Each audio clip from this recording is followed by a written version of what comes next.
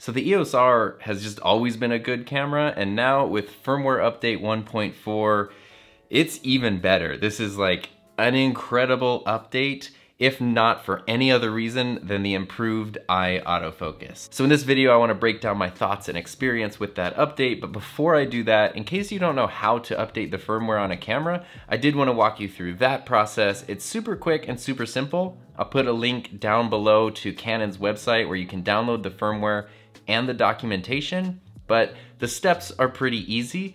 The first thing that you need is you need the camera itself. You need an EOS R with a battery. And then you need a memory card, but the memory card needs to be greater than 64 gigabytes, but less than 128 gigabytes. So it's kind of a very specific size card.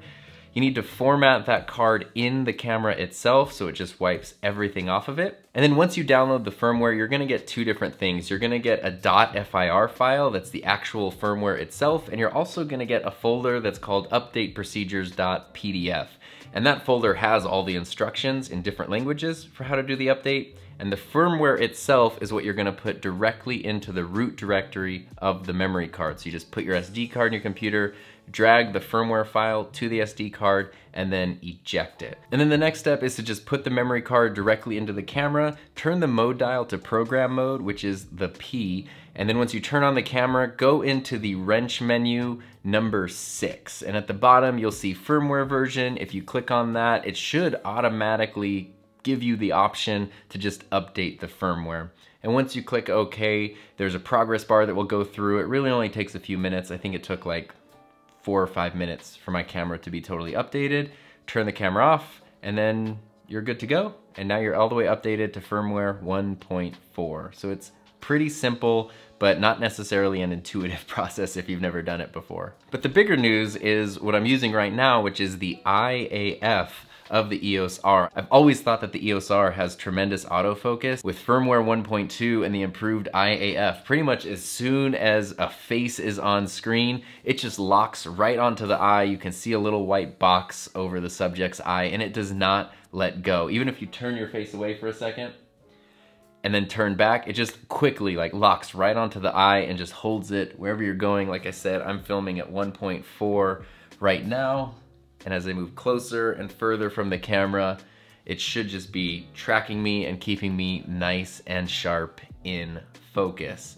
Now the firmware update, of course, provides some other little bug fixes and improvements, but it's really this autofocus improvement that's the main reason people are gonna wanna download it. And it's pretty awesome, considering Canon's dual pixel autofocus was already like the best. I think you can criticize Canon all you want in terms of what they do or don't put in to their cameras, but one area where they've been, kind of the best for a number of years is when it comes to autofocus. And Canon's dual pixel autofocus it's just really hard to beat.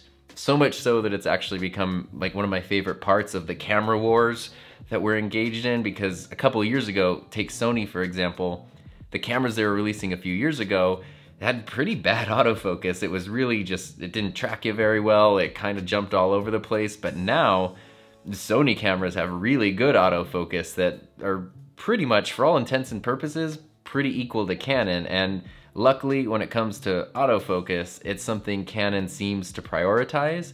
And so by adding in like this super advanced eye autofocus, I think it puts them even above pretty much anyone else, and it makes their autofocus really stand out amongst the competition.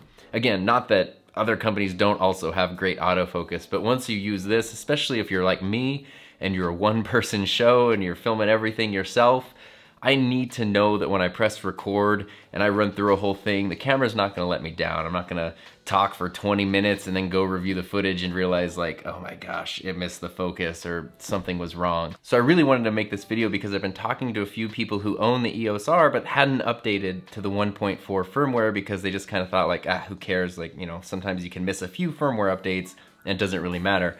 But if you have the EOS R, it's so worth updating to 1.4. So again, all of those links are down in the description below. It's totally free from Canon with all the documentation. You just go through the process that I mentioned at the start of this video. If you're still kind of curious about the EOS R or sort of on the fence of whether or not to buy it, I do have my review video where I explain why I chose it. And at the same time, if you're a little curious about how the Canon does stack up against the Sony, I do have my EOS R versus Sony a7 III comparison, so you can kind of check that out and form your opinion on what you think is the best fit for you.